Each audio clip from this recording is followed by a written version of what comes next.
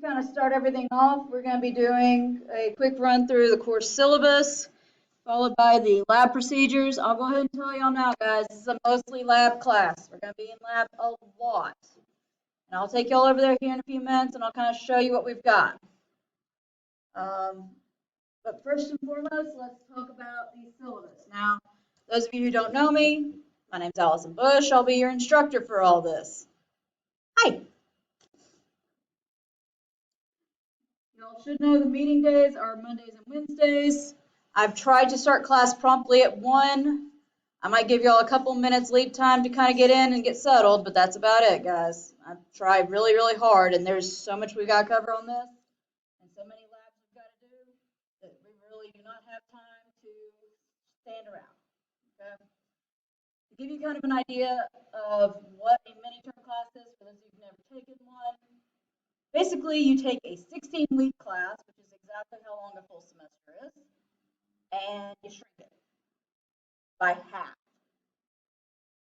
You still have all that 16-week information, but you compress it into 8. So that means that, no, you really don't get to leave early. Yes, these classes really are as long as they are. And yes, you really should stick around for all of it, because otherwise you might not complete all the work that needs to be done. Okay? If you guys need to get a hold of me as far as office hours, I'll go ahead and tell you this. I'm available Tuesday and Thursday from 12 until 5 when my class starts. And Friday, I'm here from 8 until about 12:30. So if you need help or you have any questions, you can always come find me then. Otherwise, I am in class at the beginning of today. I'm here at 8. Class starts at 8:30.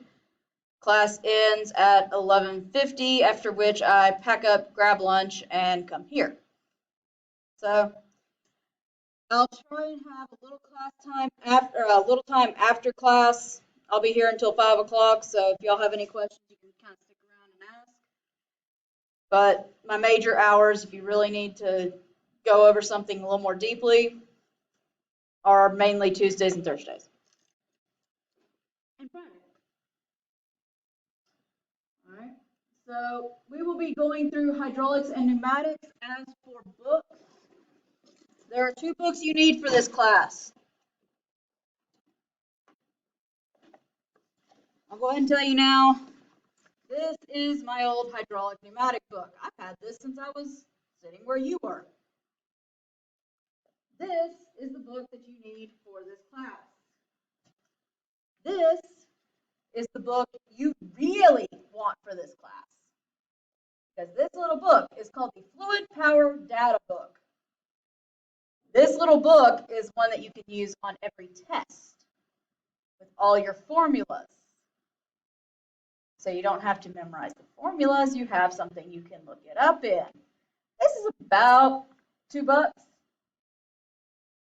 So if you get nothing else, I would definitely get one of these.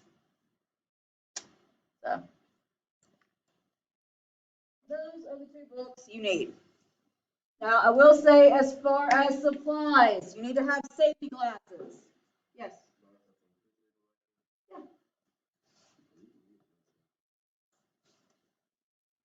You need to keep with you some safety glasses. Why? Because we're working with pressurized air. And I guarantee you, every single one of you will forget at some point to completely push the hose in. I can almost guarantee it, because I have yet to have a class where everybody has not done that. Now, the problem with compressed air is that it is air. And what do we have a lot of in our air down here in Alabama? Huh? No, more like dirt, debris, dust, and everything else, right? And that gets sucked in by the air filters and everything else that go with the compressor downstairs. And you really do not want to have that coming into your eye at 50 psi. That would not be pleasant. So, heads up, you want safety glasses for sure. You want to get a scientific calculator with trig functions. Everybody's got their preference. Most of you should have one from high school or Lord knows I think I still have my old high school one. Might still be in my office at this time. Yep, that's exactly where it is. But you want a calculator that can do trig functions. You need to have a flash drive for anything that we work through the computer with. Yes, are you looking for INT 118? Huh?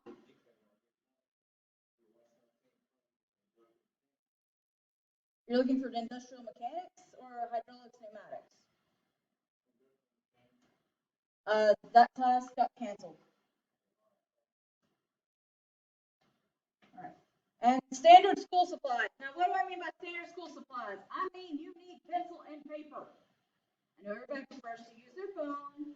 I know everybody does not like to use pencil and paper anymore. The paper is for any note taking you might want to do, but it is also for other things. You might be called on to draw circuits and things like that. The pencil is non-negotiable, guys. I do not like having pen on any labs. No teacher does. You know why? Because generally, it starts to look a little like this after a while. Oh, that's not the right answer, so I'm going to scratch that out and you start drawing arrows, you start drawing squiggly lines, you start drawing everything on it that you possibly can to cover up whatever you put down initially. That's why most of us prefer you do not use pen. If you do use pen, make it erasable. They do make erasable ink pens. They actually work really well these days, much better than they did whenever I started using them. And I do mean much better.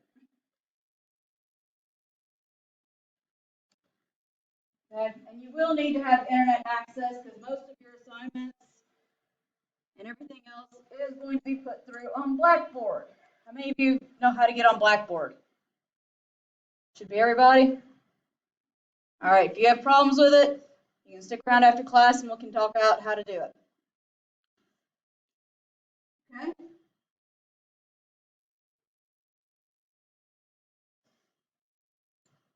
Was that my phone or somebody else's phone?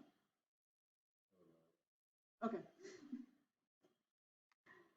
All right, I'm not going to read all this to y'all. Y'all can go back and read through it yourselves.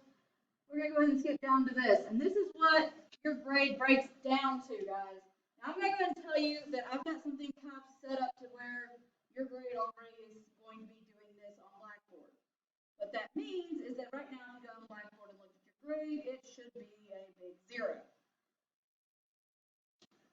Do not panic, because we have not done any tests, we have not done any assignments, we have not done any labs or exams. We've not done any of this. So the grade should be a 0. Okay? So nobody panic. When it all boils down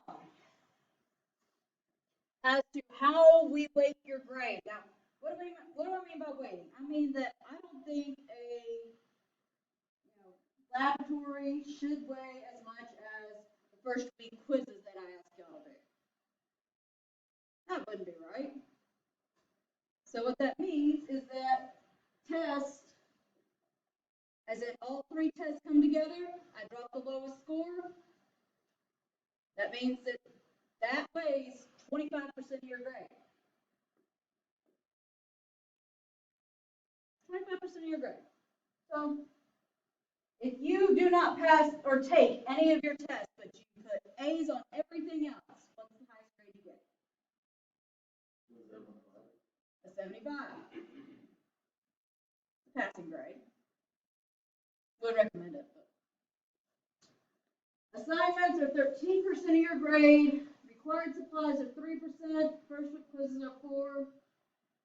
We do a troubleshooting lab. That is a lot of fun, guys, because what I ask y'all to do is create the most complicated circuit you can think of. And then I go in and put a couple bugs in it and see if you can troubleshoot your own circuit. There are times where I've asked students to put bugs in their own circuit, and somebody else has to come in and troubleshoot it. Now, what do I mean by troubleshooting? How many of you work field? How many times has somebody, you go up to a machine and they sit there and say, I don't know what happened. It's not working. And you want to look at them and go, in the most sarcastic way possible, what did you do before it quit working?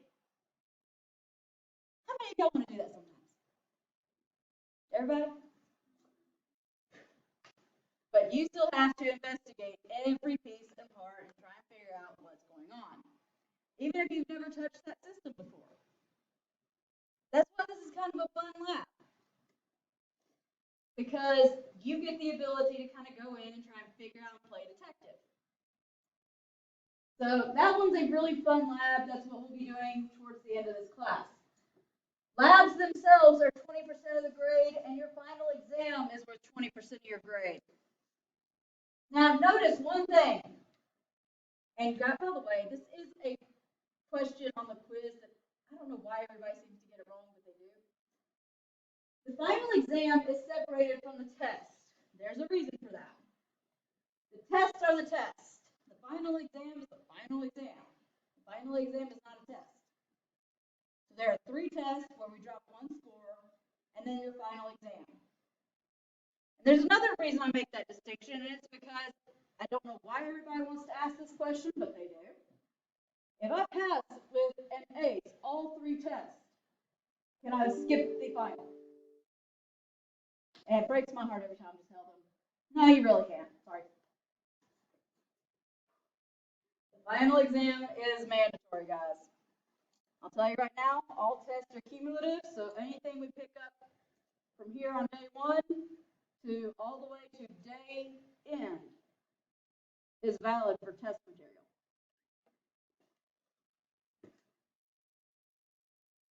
Okay? And since we are in an 8-week mini-term, unless certain special circumstances are made, guys, there are no makeup tests. That's just because once I give you all the tests, I try and go over it the next time we come in class. There are certain circumstances where I can let y'all make up the test, but it would have to be short with like before the next class period, if at all possible. Okay? Like I said, very special circumstances for that. Otherwise, we really do not give up makeup tests. It's just we don't have time to do it. Assignments are all posted on Blackboard. I'll go over those in a minute. Trying to think of most of this. I'm trying not to bore y'all and read it all out. Let me talk about attendance, and this goes for every class I teach. And most of you have heard the speech. Some of you have already heard it today. And that's that y'all are considered adults when you step on campus. You are no longer in high school, which means that there is no truancy officer that's going to come hunt you down. And there is nobody, I'm not going to be, knocking on your door trying to drag you to class. It is up to you. You're adults. Okay? It is up to you to be here. If you cannot be here, you need to send me an email and say, hey, I'm sorry, I can't make it. And if you cannot physically be here, I can maybe put on Blackboard Ultra, and you can listen to the lecture as I give it. However, that also means that I cannot give you makeup labs because, again, I don't really have a lot of time for y'all for that to happen. I can give y'all a little bit of time after class because this lets out at 4:40, and I'll be here till 5. That's all I got. Sorry. So attendance is all up to who? It's up to you. Okay? I take attendance about halfway through class just because I understand work can get in the way, or traffic, or, right now they're working on the road out there, and I'm waiting to hear the squeal of tires at this point because they are working right in the middle of the road and don't really have signs up saying, hey, road work ahead, get to the other lane. It's, oh, road work. Okay, the other lane's full. I understand. And I do try and give y'all leeway on that. There's a reason I also record all the lectures so that you can go back. I have a YouTube channel, which I should have a link to on Blackboard. If I don't, I will have one by tomorrow afternoon. So any lectures you miss, it is up to you to go back and review them. All right? Withdrawals, I cannot drop you from the class. Okay? I'll simplify that right now. I cannot drop you from the class. If you stop attending or you just say you don't want to be here, you have to be the one to withdraw. I cannot kick you out of class. I can't drop you out of class. I can't do nothing. None of that is a power I have. That is all in your hands. So if you feel like you can't pass the class or something major happens and you just can't make it to class at all for a while, that's all up to you. I can advise you if you're having an issue, but I cannot physically do anything about it. Okay? And lateness, again, it's up to y'all to catch up to the work. Now, the next thing I will go over is academic integrity, and that's because it's a very sticky point for me. Because I have been burned a few times with this. That's why I try and go over it so tightly. So the two words here are plagiarism and cheating. Plagiarism, that's taking somebody else's work and trying to pass it off as your own. Cheating would be pretty much the same thing, only you're trying to do it sneaky and trying to do it in front of somebody. I don't put up with either of them. I'll give you a warning the first time I catch you. The next time, I have the full right to turn it over to Dr. Crawford, and at which point you can be expelled from it. It's not worth it. Okay? The main problem I seem to have on this is labs where people are partnered up. Whereby, for some reason, even though I've gone over this and said don't do this, a lot of people sit there and go, hey, I don't really understand what this question's asking. What did you put down? Oh, I love your answer. I'm going to write it exactly the same.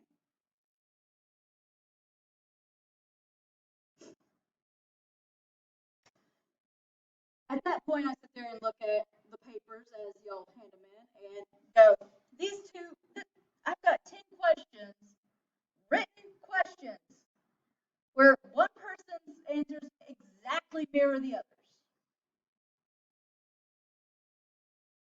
I'm not stupid.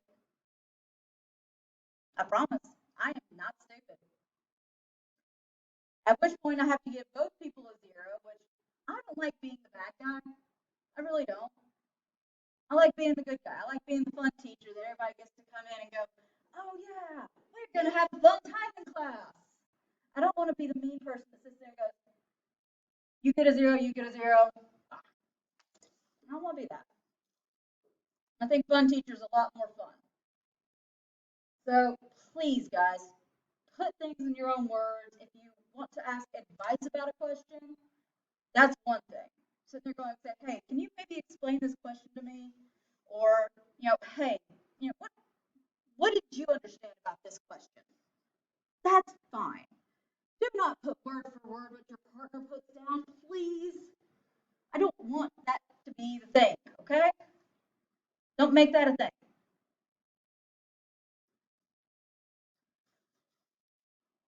All right? All right. Professional decorum. Now, there's a few of these that have started kind of being an issue in my classes, and it's kind of one thing I'm going to start solving. It doesn't stop. Texting in class, guys, I'm going to tell you right now. If I see everybody sitting in their desks with this and doing, while I'm sitting here lecturing, I'm going to assume you know the material. We'll be moving on. If you do not understand the material after that time, whose fault is it?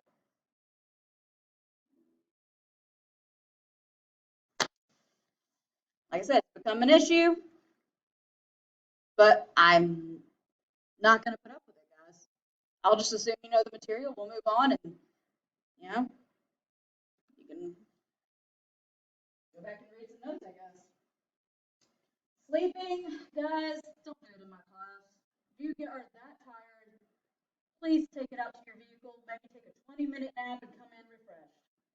I'd rather you do that than everybody looking at you going, he's sleeping in class. You know what? I kind of like a nap too. Let's not do that. Eating or drinking. Main thing I ask as far as drinking, guys, is put a lid on it. Make it have a cap or a lid of some sort. As far as eating and drinking go, you make a mess, please clean it up. I've got paper towels. Okay? We don't get people coming in to clean our classrooms all the time, and it really is not fair to ask the custodial services to do so. They're supposed to be here to kind of sweep up a little bit. They're not here to, sweep up all the trash and clean up all the crumbs. Please make sure you're taking care of that yourself. Wearing inappropriate clothing, sunglasses, hat, or earphones. The main ones I don't much care for are the earphones. Because again, it goes back to that respect. If I see you having that in, A, that disrespects me, B, I'm going to assume you know the material, and we're just going to move on. Okay? Just as a matter of respect, please. Sunglasses, I'm going to assume you're sleeping, or, they need to be prescription, guys. Okay? Hats, I don't have an issue with. Okay? I know for some reason, guys, y'all all seem to have hats welded to your head sometimes. You tell somebody to take their hat off, and it's this thing of, but, I don't, my hat. I don't care about the hats, okay? All I ask is that the rest of it stay appropriate. Okay? Course concerns. If you have a concern about anything I'm doing or teaching in this course, first person you should let know is me. I'm very easygoing. I don't really get offended by much. If you got an issue, come talk to me. Okay? Like I said, I've got plenty of time after class set aside that we can have a good in-depth discussion. If you and I cannot resolve that, the next person you would talk to is Rich Raymond. Some of you know him, some of you don't. But he is the next person to talk to since he is my department head. The third person you would talk to is Nancy Wilson, who is Rich Raymond's boss. So, there we go. All right, so discrimination, harassment, I don't put up with it, guys. I mean, it doesn't even need to be started, doesn't need to be done, okay? Just respect each other. Let's play by the golden rule around here, right? Treat others the way you want to be treated. Sound good? All right. Disabilities. If you have some form of a learning disability or you have a physical disability,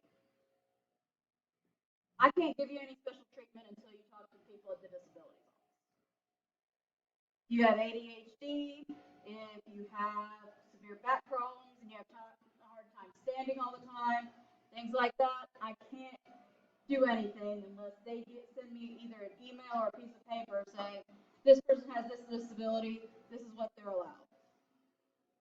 Without that, I can't do anything, guys. So you have that kind of an issue, please take advantage of them and go do that. Okay? You can't come up to me and sit here and say, I need more time on tests. I get really bad test anxiety, and I have really bad ADHD. I can't do anything about it because I'm not authorized to do it. The only people that can authorize me, those guys. There's a disabilities office on both campuses. You can go talk to them. Their phone number's on here as well. I think you can even do it through Lawson State. So please, if you have an issue with any of it, please go take care of it. Okay, because I can't do anything until you do. Cell phones and pagers. Well, since I know there's very few people that have pagers anymore, I think those kind of went halfway the way the dinosaurs, and there's like maybe use them. Handful of anything. As far as cell phone use, guys, I ask that you do keep it in a non-audible mode. And if you simply must take the call, I'm going to be a flight attendant real quick. The exits are here and here. Please don't talk on the phone in my classroom. You can wait. I'll give you all 10-minute breaks periodically. All you have to do is wait till one of those breaks, and then you can step out and do whatever you need to do on the phone. If it's an absolute emergency, just step outside that door. You can go into the lab, or you can even take the door in the lab to outside. I just ask that you don't do it in my classroom because it would be a distraction to your fellow students, and since we're following the golden rule, if you don't want to be distracted, probably they don't either. Deal? Deal. Acceptable use policy, I don't see that generally being a problem. In other words, don't do anything you would be embarrassed being found out about. Okay? Or somebody would be very aggravated about. Children on campus is one of the last two things I'll touch on. They passed that a while back that children are not supposed to be on campus. I know there are some teachers that still allow it. I can't. Because what we work with can sometimes be very heavy machinery, A, and B, I hate to say it, but since I've got 7 nieces, I know very well that children can be a very big distraction. Why? Because after they get done playing with the phone, or the tablet, or the iPod, about 5 minutes later, you end up hearing what words? Anybody know? Nope. It's more along the lines of, I'm bored. Oh, somebody entertain me. Somebody come play with me. Somebody come do something with me because I'm bored.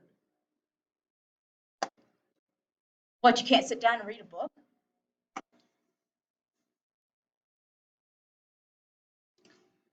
So children on campus is something that they kind of banned. So that is what it is. Okay. And I'll let you read all the notes on your own, but there is one I want to cover, and that's that one right there that I've highlighted. And that's about profanity. Now, I understand, again, you're all adults. What I ask of you is that you keep it PG to PG-13. Okay? If you bump your head on something, son of a monkey. That I can accept. PG-13. I don't want to hear a bunch of F-bombs or anything of that nature. Okay? If you happen to want to hug the floor and then you trip, fall, and go completely flat out on the floor, which I can sometimes end up tripping over my own 2 feet. I understand if you let something like that loose, and that's fine. But I don't want to hear you in a conversation and you be going F this, F this, F that. Please don't. I'll ask that you not do that. You're laughing. My brother got through a series of that. I sat there and just went, you have a child in front of you. Would you please knock it off? Yeah, I'm not kidding. He did go through a phase of that, and so did my sister. You would think they were raised in a barn. No, I ask that y'all keep it PG-13, just out of courtesy to me and your fellow students. Okay? All right. Let's go over the next part of this, which is the lab procedures.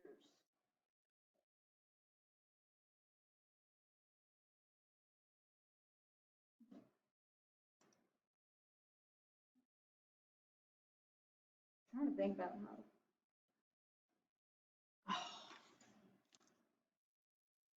There we go. Excuse me. Good Lord.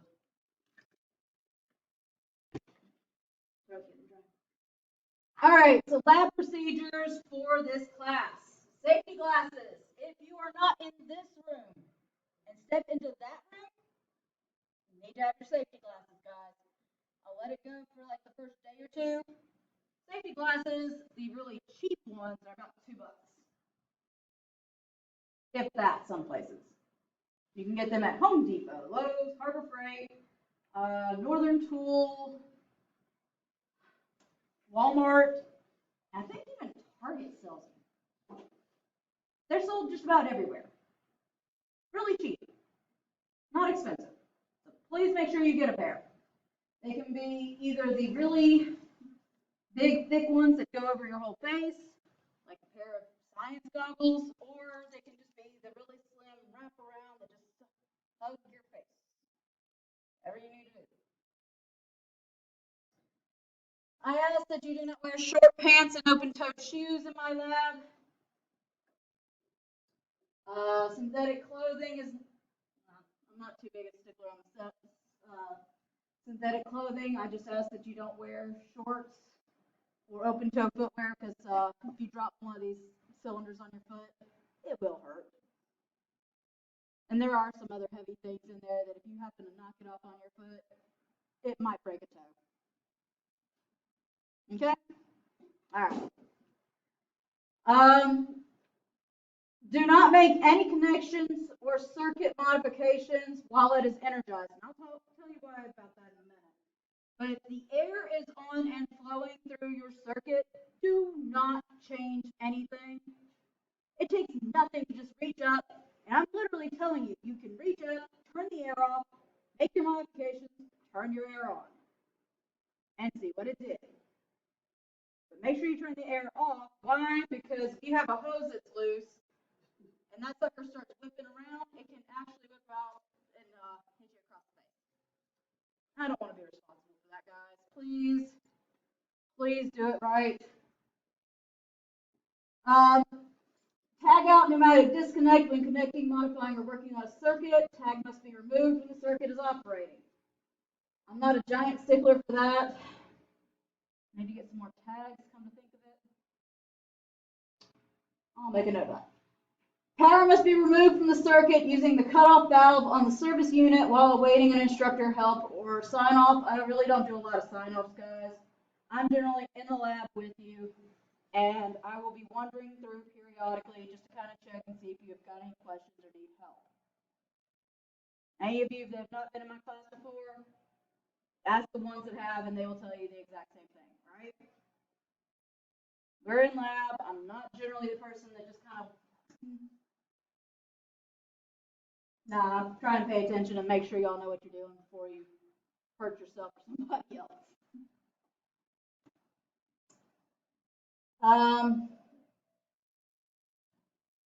Unless otherwise specified, experiments will be performed in no more than teams of 2. I will let y'all decide if you want to work in teams. I've got 12 trainers in there. One of them is the one I typically do as demo. So there is enough for each of you to have one. We are supposed to still be social distancing. I think they reduced that down to 3 feet instead of 6 feet. So y'all want us to stand at either end of the bench while one person puts the circuit up. That's what you want to do. I ask that there, if you do decide you want to work with somebody, try and do social distancing, A and B. Keep your masks on. C, no more than 2 people. Now, I want to see 3 people around one trainer. Okay.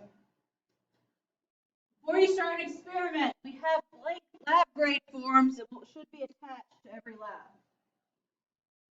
Okay, I think I've got an example coming up here, but if not, I'll show y'all one when we get there. Huh? Yes? Are you looking for hydraulics, pneumatics? Yep, you're in the right place. I've got chairs over here. I've got a couple of open chairs. So.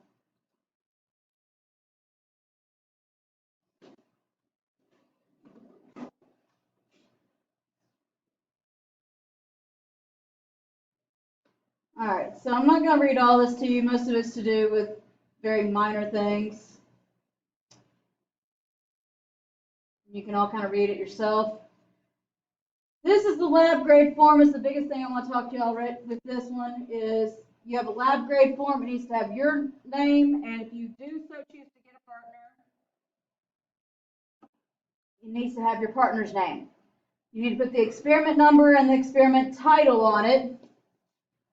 And then what I'm looking for here is what day did you do it? And I'm not looking at what time did you start, what time did you stop. I'm looking for, like anybody who's done maintenance, how much time did you actually spend working on the silly thing?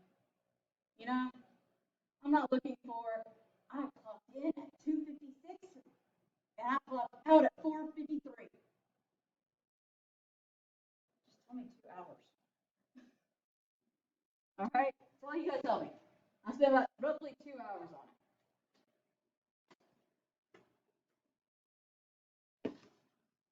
That's all I'm looking for with that. Okay? And these are the deductions. Most of it is going to happen if I say I'm a stickler for safety, and I am. I ask that y'all be really careful with a lot of this because you can either damage equipment or damage yourself. I worry more about you damaging yourself. One, because I think everybody should have a chance to go home the same way they came in today. All 10 fingers, all 10 toes, no bruises, no bumps, no breaks. Okay? And no cuts or abrasions either. Like I said, I'm not going to read all this to y'all. Y'all can clearly read it on your own. But that is main things I wanted to cover about lab. Y'all got any questions about the lab procedures or the syllabus? No? All right. Then y'all don't have any questions. Let's put this out.